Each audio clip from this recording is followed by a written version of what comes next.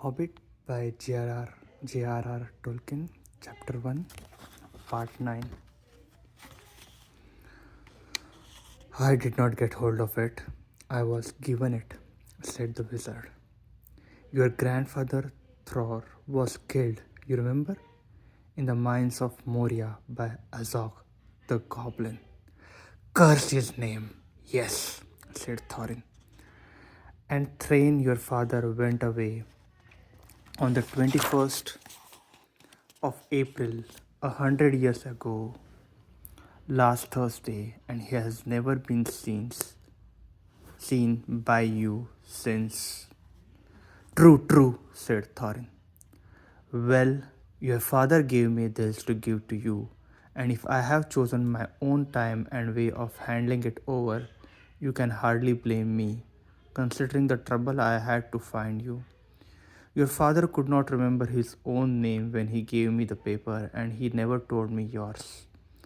So, on the whole, I think I ought to be praised and thanked. Here it is, said he, handing the map to Thorin.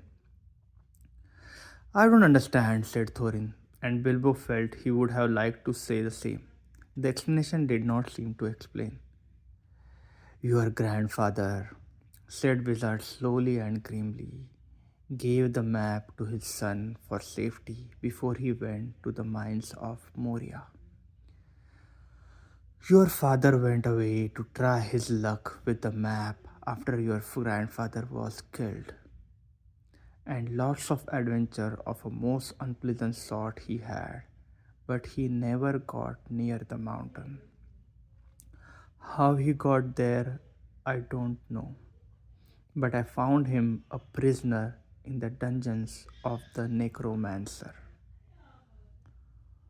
Whatever were you doing there? Asked Thorin with a shudder, and all the dwarfs shivered.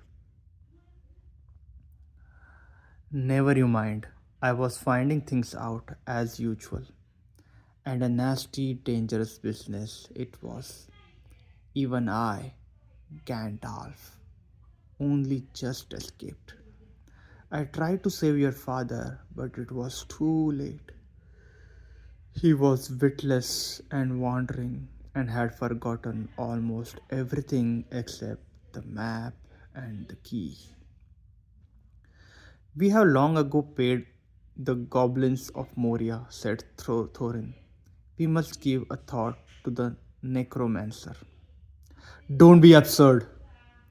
He is an enemy far beyond the powers of all the dwarves put together. If they could all be collected again from the four corners of the world, the one thing your father wished was his son to read the map and use the key. The dragon and the mountain are more than big enough tasks for you. Hear, hear, said Bilbo, and accidentally said it loud. Hear what? They all said, turning suddenly towards him, and he was so flustered that he answered, Hear what I have got to say. What's that? They asked. Well, I should say that you ought to go to east and have a look around. After all, there is a side door, and dragons must sleep sometimes, I suppose. If you sit on the doorstep long enough, I dare say you will think of something. And well, don't you know, I think we have talked long enough for one night, if you see what I mean. What about bed and early start and all that? I will give you a good breakfast before you go. Before we go, I suppose you mean, said Thorin. Aren't you the burglar? And isn't sitting on the doorstep your job? Not to speak of getting inside the door. But I agreed about bed and breakfast. I like 6 eggs with my ham when starting on the journey. Fried, not poached. And mind you don't break them. After all the others had ordered their breakfast without so much as a please, which annoyed Bilbo very much, they all got up. The hobbit had to find room for them all and filled all his spare rooms and made beds on the chairs and sofas before he got them all stowed and went to his own little bed, very tired and not altogether happy. One thing he did make his mind up about was not to bother to get up very early and cook everybody else's wretched breakfast. The tookishness was wearing off, and he was not so now quite so sure that he was going on any journey in the morning.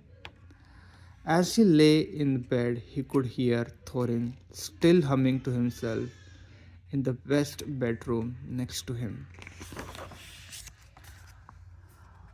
Far over the misty mountains cold, to the dungeon sleep and cavern soul, we must away the break of day to find our long forgotten gold. Bilbo went to sleep with that in his ears, and it gave him very uncomfortable dreams. It was long after the break of day when he woke up. End of chapter 1 and part 8, Hobbit by J.R.R. Tolkien. See you in the next chapter.